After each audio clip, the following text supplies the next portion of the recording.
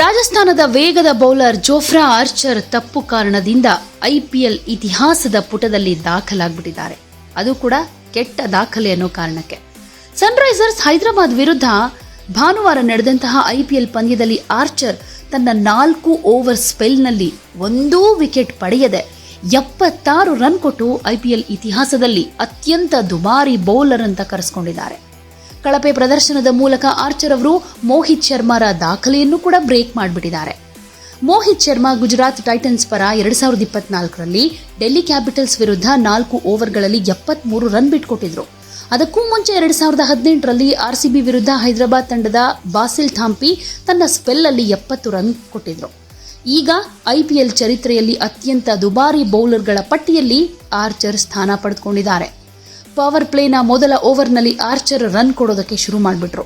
Travis head ಅವರು archer ದಾಳಿಯನ್ನ ಪುಡಿಗಟ್ಟಿದ್ರು.